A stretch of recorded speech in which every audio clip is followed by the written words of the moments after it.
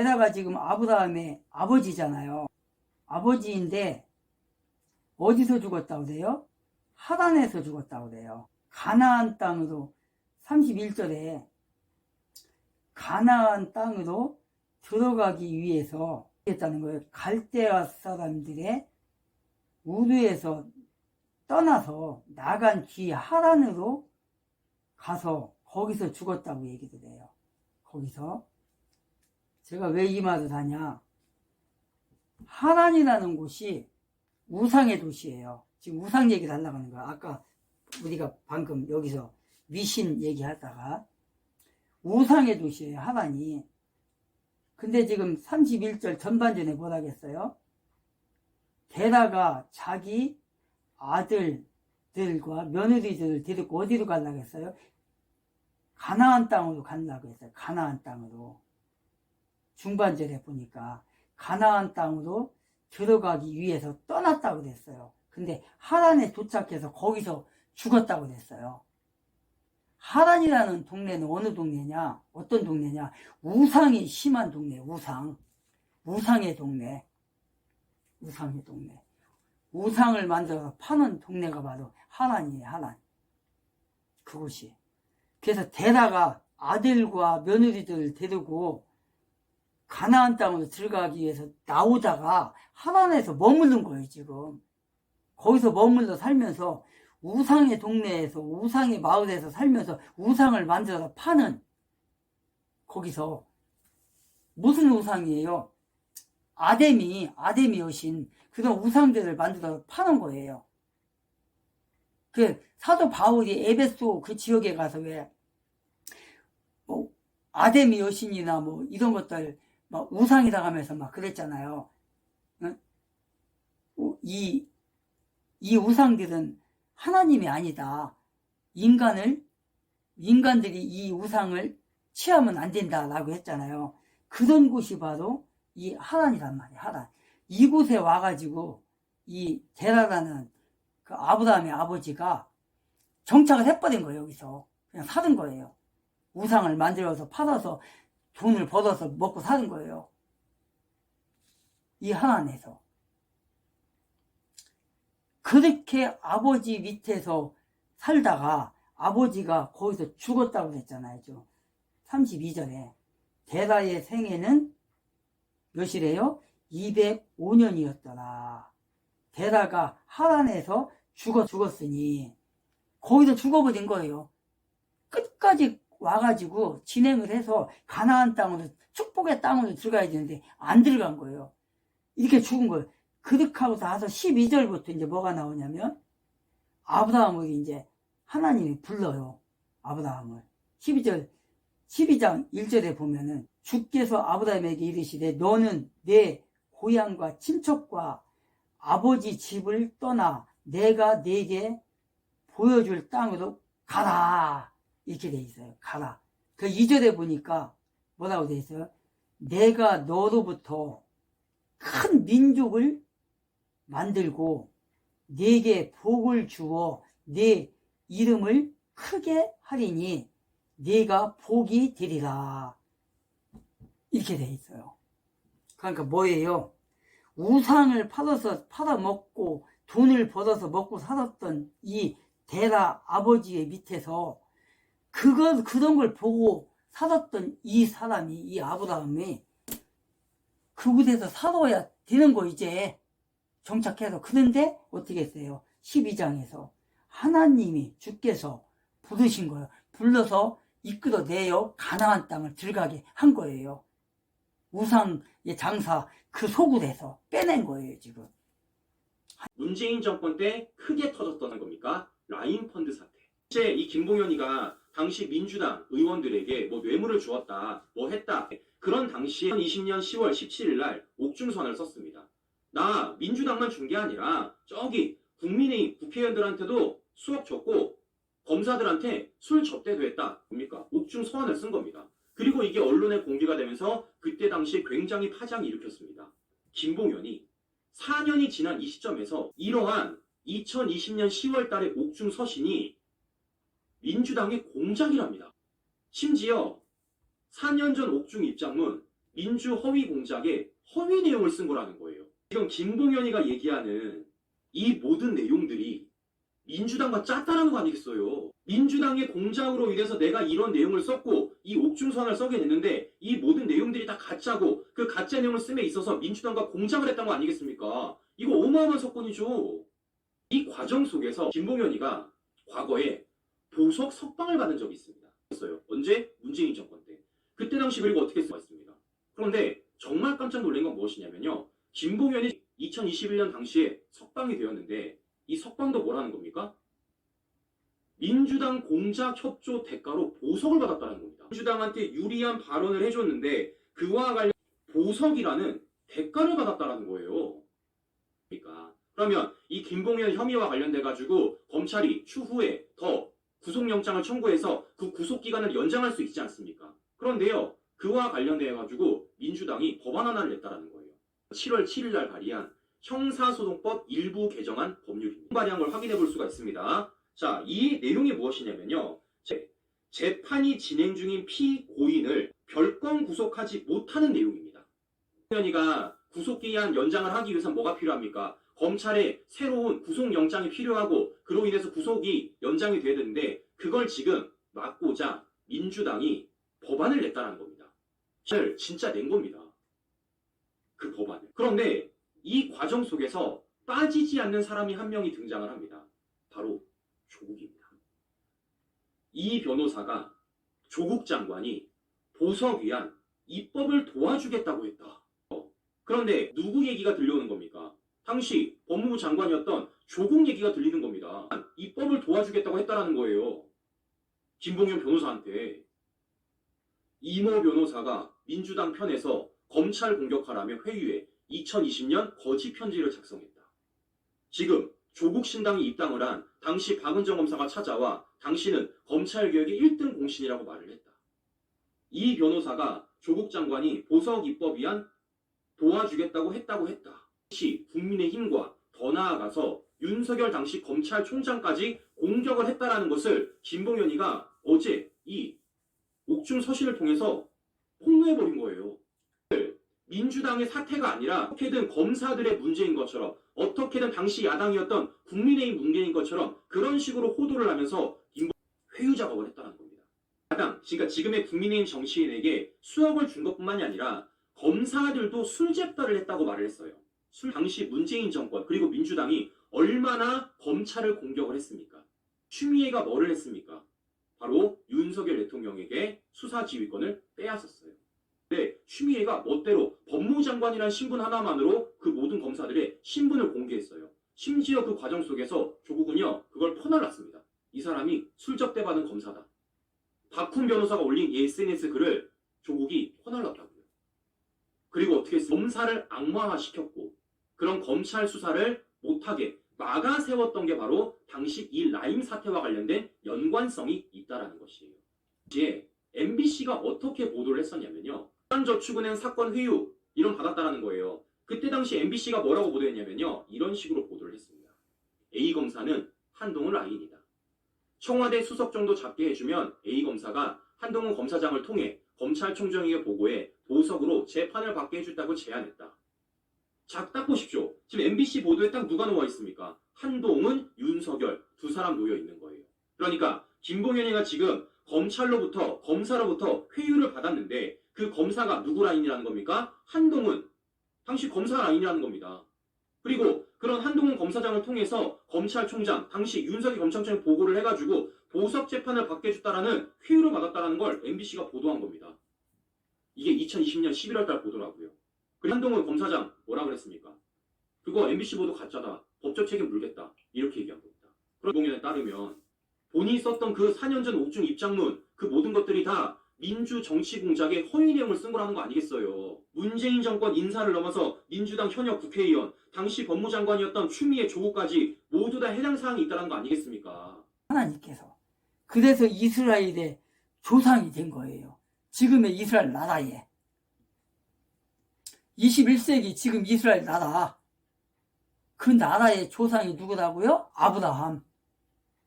그 아브라함의 몸에서 나온 게 누구라고요? 예수님. 이렇게 되는 거예요.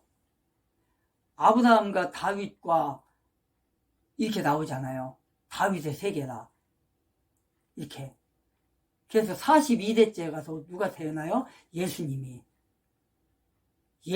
예수님이 태어날 때 뭐라고 그래요? 요한복음에서 여자의 몸에서 여자의 후손으로 온다고 했잖아요. 여자의 후손으로. 그럼 다윗 계열이 아니네? 그쵸? 여자의 후손이니까.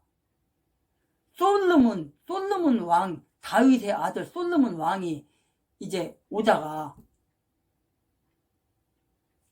솔로몬 우리아의 아내에서 태어난 게 솔로몬이에요. 솔로몬 왕이잖아요.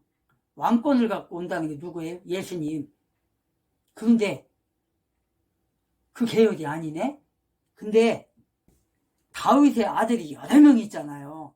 그 중에서 솔로몬도 있지만 나단도 있어요. 나단. 그럼 마리아가 나단의 후손이에요. 마리아가. 그러니까 뭐예요? 다윗의 아들 나단이란 말이에요. 여자의 후손이잖아요. 그래서 그러니까 다윗 계열에서 나는 게 예수님이란 말이에요. 어차피 다윗의 몸에서 나온 거잖아요. 유다가 누구예요? 유다가 야곱의 아들 12아들 중에 유다의 몸에서 나온 게 누구라고요? 다윗의 몸에서 나온 게 누구라고요? 나단, 솔로몬. 다윗의 왕 계열이잖아요. 다 어차피 여자의 후손이지만. 그래서 지금의 이스라엘 나라가 세워진 게 지금 21세기 저 나라가 그 나라예요. 그 우상을 숨겼던 데라의 아들로 태어나서 하나님이 거기서 쏙 빼내서 그 하란에서 우상의 도시 하란에서 빼내서 들어가게 한 거예요. 데라가 하나님의 인도하심을 따라서 가나안 땅으로 들어갔으면 되는데 어쩐 일인지 이상하게 갈대아 우르에서 나와가지고 갈대아 우르가 어디라고요? 지금의 저 이라크로 보면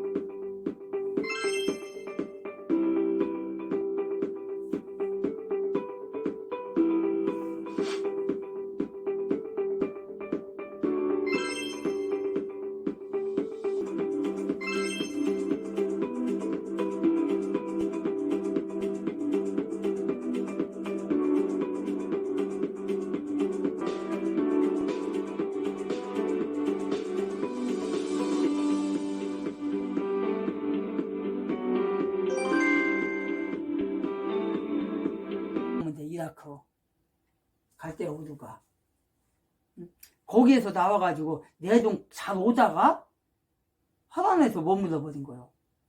그냥 왔으면 되는데. 그래서 거기서 우상 장사를 하고 이렇게 했다가 거기서 이제 데라 아버지가 죽어버리고 이제 하나님이 이제 아브라함만 쏙 빼서 이제 온 거예요. 우상의 도시에서. 바로 그겁니다. 미신. 이 사도 바울이 이 알렉산드리아 배가 어디에서 침몰이 됐어요. 멜리데에서.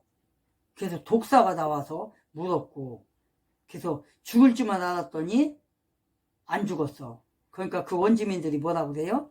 아, 이 사람은 사람이 아니다, 신이다, 이렇게 생각했던 거예요. 이 사람이. 그러니까 무지한 건지 순수한 건지 어떤 건지는 모르겠지만 그렇게 신이다라고 한 거예요. 아까 예화를 들었던 것처럼 장독대에다 물 떠놓고 이런 우물가에다 물 떠놓고 뭐 이런 큰 돌 같은 데 나무 같은 데에다가 이렇게 막 줄 쳐놓고 막 하는 거, 그게 다 미신이란 말이에요. 미신. 그거지. 그런 사람들 중에 바로 이 사람들이라는 거예요. 그래서 토인들이 이렇게 생각을 했다. 이 사람들이. 그래서 몸이 붓거나 독성이 퍼져서 죽을 줄 알았던 이 사람이 안 죽으니까 신이다, 이렇게 여겼던 거예요. 이렇게. 그래서 사람들이 무지하면 안 된다는 거예요. 무지하면. 신으로 섬기는 오류를 범한 거예요, 지금. 우리도 사실상 교회를 다닌다고 하면서도 점치러 가고 우상 보러 가고 그런 사람들 많잖아요. 솔직한 얘기로. 하나님을 버리고 하나님을 등한시하고 그 선거 때만 되면 이번에도 이제 똑같은 현상이 일어날 텐데 총선 때 되고 지방선거 때 되고 대통령 선거 때 되면 어떻게 돼요? 점집이 밀린다잖아요. 근데 거기에 막 누가 온대요? 기독교인들이 많이 온다잖아요. 여야를 가리지 않고 교회 다니면서 그 우상 숭배를 했던 그 무당이었던 여자가 또 남자가 이제 기독교인이 된 사람들 있잖아요. 그 사람들이 기독교 방송에 나와가지고 CTS에 나와가지고 뭐 CBS 이런 데 나와가지고 간증하잖아요. 내가 옛날에 무당으로 있을 때 점쟁이로 있을 때 집사들 엄청나게 왔다. 장로들 많이 왔다. 심지어는 목사까지 왔다는 거예요.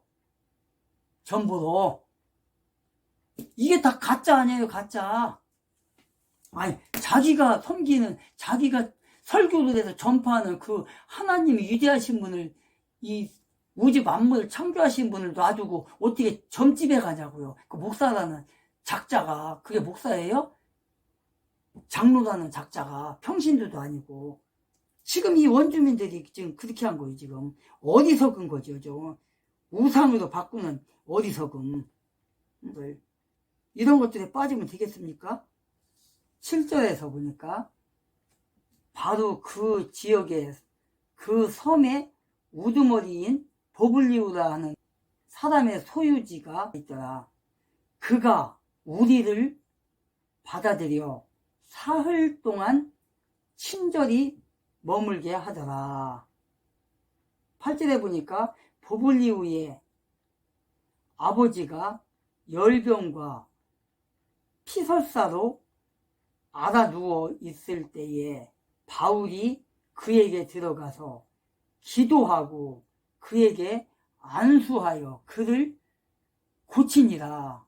9절에 보니까 그러므로 이 일이 있은 뒤에 그 섬에서 질병을 가진 다른 사람들도, 어떤 사람들이요?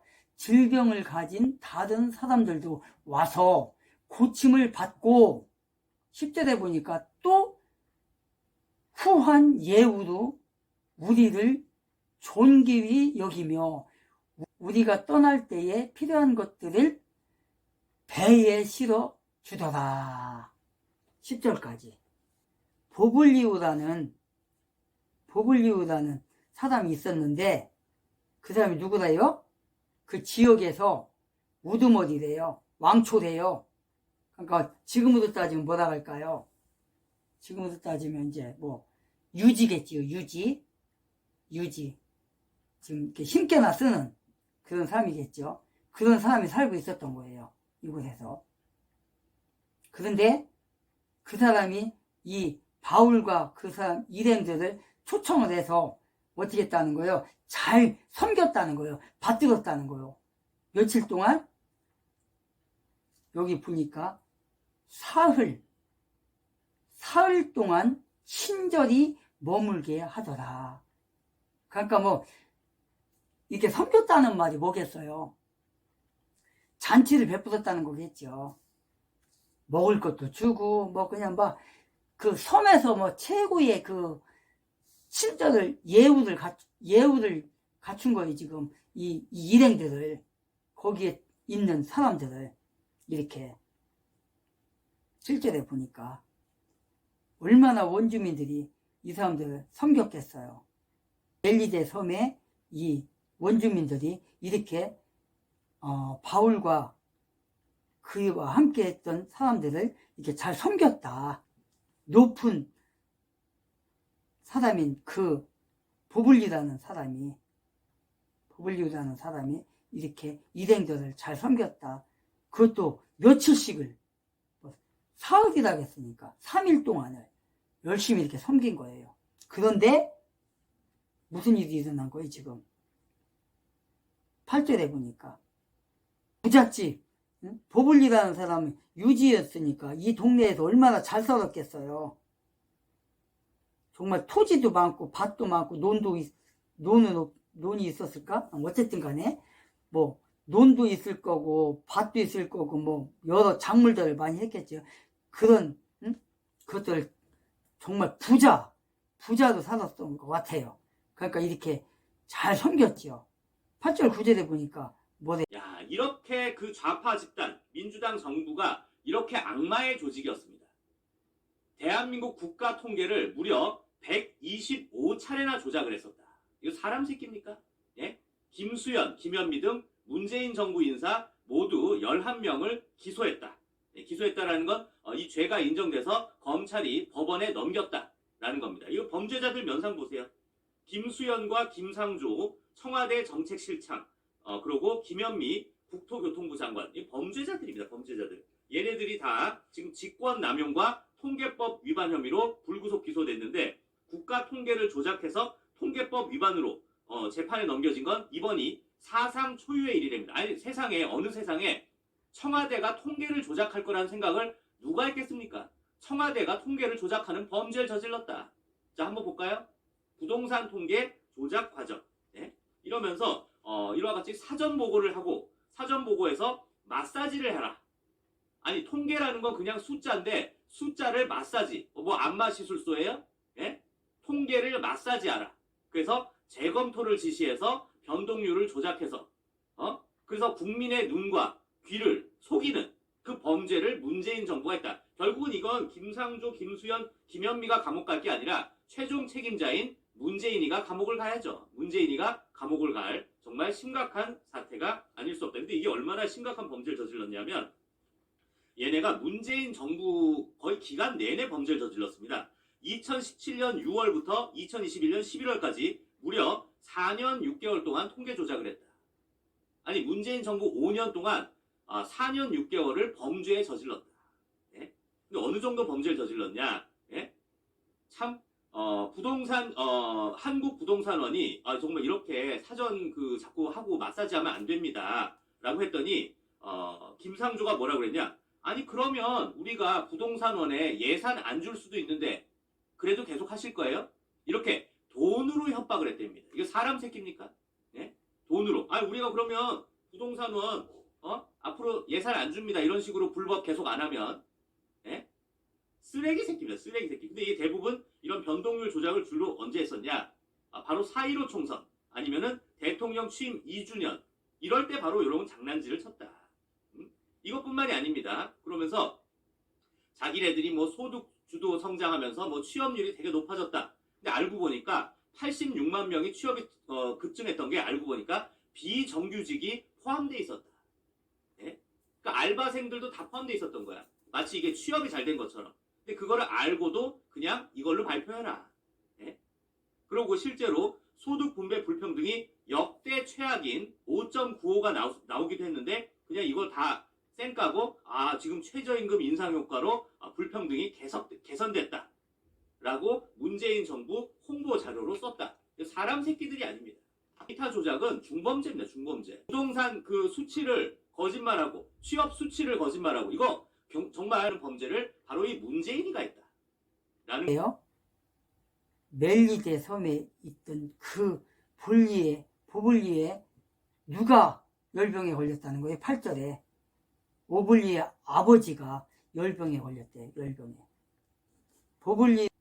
보블리오의 부친 아버지가 열병에 걸린 거예요. 지금 열병에 걸려가지고 지금 피똥을 싸고 우리가 왜 병 걸리면 정말 설사도 했다는 건 뭐예요? 열병에 걸리면 많은 사람들이 정말 설사도 하고 배탈 나도 설사도 하고 열병이 나면 그렇죠. 그런 병에 걸렸는데 그 열병을 치료해 줬다는 거예요. 치료. 보블리오의 아버지가 열병에 걸린 이유가 뭘까요? 그러면 이질이 걸린 거예요. 이질이 걸렸는데 어떤 경우에 걸렸냐? 이 염소젖 있잖아요. 염소젖. 이런 병이 걸렸다는 거예요. 마이크로코쿠스라는 병인데 멜리데 이 섬에 이런 병이 발병을 했었다는 거예요. 멜리데에. 거기 거기서 키웠던 그 염소의 젖에서 이런 게 발견이 됐다고 그래요. 뭐 지금이야 그런 게 없겠죠. 그때 당시에 이런 병이 그 지역 멜리데를 포함한 일부 지중해 지역에 이런 병들이 만연했었다고 그래요. 그래서 이 보블리오의 아버지가 이 열병에 걸린 거예요. 그런데 이 열병에 걸린 사람 어떻게 했다고요? 안수에서 치료함을 받았다는 거예요. 안수에서. 멜리데를 포함한 이 지중해에 널리 퍼져. 그래서 아까 여기 보면 9절에 보면은 다른 사람들도 와서 고침을 받았더라. 질병을 가진 다른 사람들도 와서. 그러니까 많은 사람들이 이런 뭐 염소젖이나 뭐 양젖이나 이런 걸 먹고 배탈이 난 거예요. 열병이 난 거예요. 그래서 지금 많은 사람들이 이제 온 거예요. 그래서 지금 고침을 받았다는 거예요. 지금 뭘로? 기도로. 누구의 기도로? 사도 바울의 8절에 보니까 사도 바울에게 들어가서 기도하고 그에게 안수하여 그들을 치료하였다. 이렇게 치료한 거예요. 지금. 바울의 일행이 예수님께서 승천하시기 전에 뭐라 했어요? 마가복음 16장 18절을 집어 올리고 어떤 치명적인 것을 마실지라도 해를 받지 아니하며 병든 사람들에게 안수하면 그 사람들이 나으리라 하시더라. 이렇게 기억하고 있어요. 뭐를 어떻게 해도요? 뱀들을 집을지라도 어떤 치명상을 입지 않는데요. 또 뭐라고 그래요? 중간에 보니까 어떤 것을 마실지라도 해를 받지 않는다는 거예요. 뭐 하면? 기도하면 믿는 자들에게. 자, 15절부터 그분께서 그들에게 이르시되 너희는 온 세상으로 가서 모든 피조물에게 복음을 선포하라. 16절에 믿고 침례를 받는 자는 구원을 받으리라. 믿지 않는 자는 정죄를 받으리라. 17절에 믿는 자들에게는 이런 표적들이 따르리니 곧 그들이 내 이름으로, 누구 이름? 예수의 이름, 내 이름으로 마귀들을 내쫓고 새 언어들로 말하며. 18절에 뱀들을 집어 올릴지라도 이렇게 나오는 거예요. 뭐 할 때? 기도할 때, 믿음을 가지고 기도할 때 이런 일이 일어난다는 거예요. 믿는 자들에게는 기도하면 이런 표적이 일어난다. 그래서 지금 사도 바울이 기도하니까 무슨 일이 일어났어요? 지금 설사병이 낫고 어떠한 질병이 다 낫는 거예요. 복음의 증거가 나타난 거예요. 2년 후 2019년은 대한민국 건국과 임시정부 수립 100주년을 맞는 해입니다.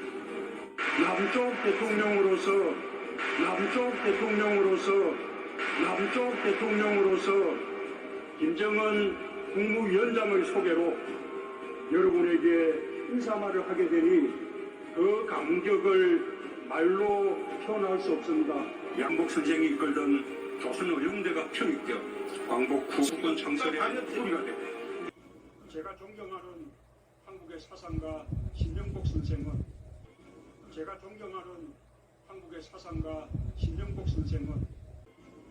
존경하는 한국의 사상가 신정복 선생은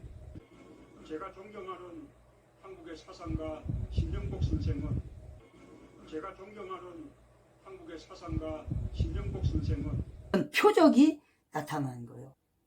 하나님의 권능을 보여주는 거예요. 지금 하나님의 권능을, 사도의 표적이 드러난 거예요. 지금 하나님께서, 성령님께서, 예수께서 사도 바울을 통해서 이런 하나님의 권능을 나타내서 지금 치람을 받게 만드는 거란 말이에요. 믿는 자들에게는 능치 못할 것이 없다. 지금 마가복음 16장 15절부터 우리가 읽었잖아요.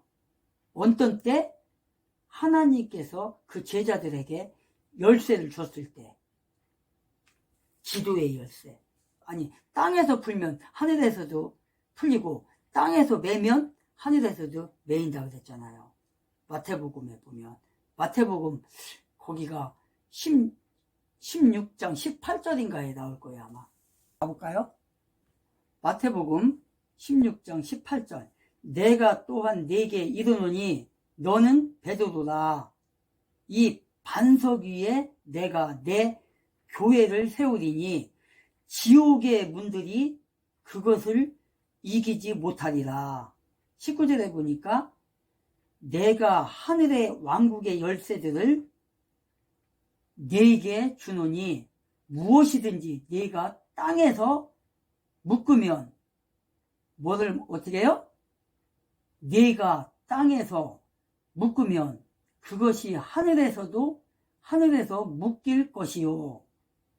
무엇이든지 네가 땅에서 풀으면 어떻게? 무엇이든지 네가 땅에서 풀으면 그것이 하늘에서도 풀리리라. 어디에서도요? 어디에서도 풀려? 하늘에서도 풀린다. 왕국에서도 풀린다. 하나님의 집에서도, 하늘에 계신 하나님의 집에서, 왕국에서도 풀린다. 어떤 걸 받으면? 19절에 전반절에 하늘의 왕국의 열쇠를 받으면 기도하면 된다는 거예요.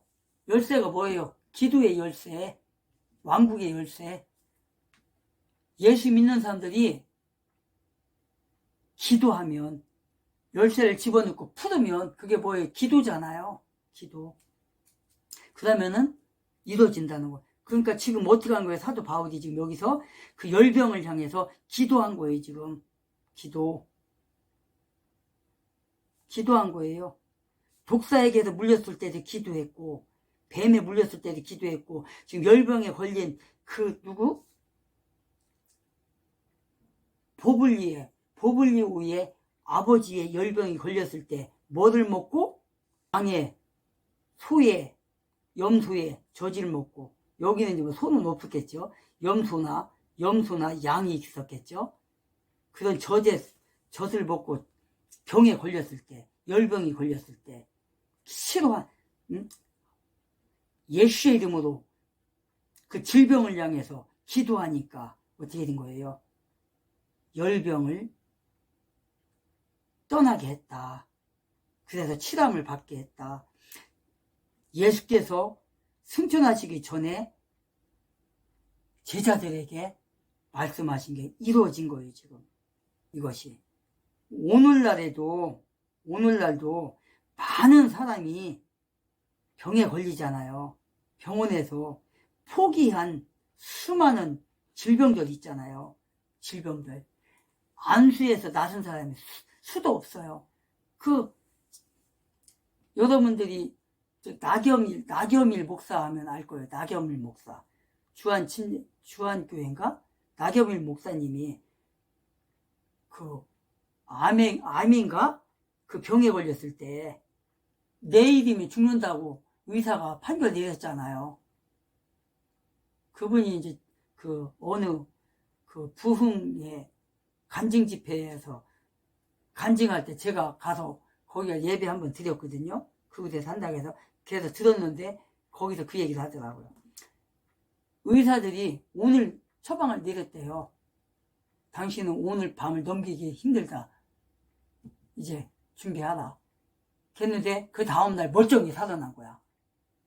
기도해갖고 하나님이 그날 밤에 대변을, 그러니까 여기서처럼 설사했다고 했잖아. 여기서 설사했다고 그랬어요. 8장 중간절에 보니까 열병과 피설사로 알아두어 이렇게 나와요. 열병과 피설사로 이렇게 돼 있거든요. 나겸을 목사님이 똑같은 현상이 있었던 거예요. 그래갖고 그 바켓으로 주둥이를 설사를 했다는 거예요. 밤에. 그렇게 하고서 싹 나서버린 거예요. 이게. 그래갖고 그 다음날 의사가 와갖고 이제 돌아가신 줄 알고 딱 왔는데 멀쩡해진 거야. 살아난 거야. 그래가지고 이게 웬일이냐. 이건 믿어지지 않는다. 이건 상상이 안 된다. 해갖고 엑스레이를 찍었다는 거예요. 그랬더니 아무 병이 없다라는 거예요. 아무 병이. 깨끗해가지고 엑스레이를 한 번 찍고 또 찍고 또 찍고 막 그랬다는 거예요. 기적이 일어난 거예요. 이렇게.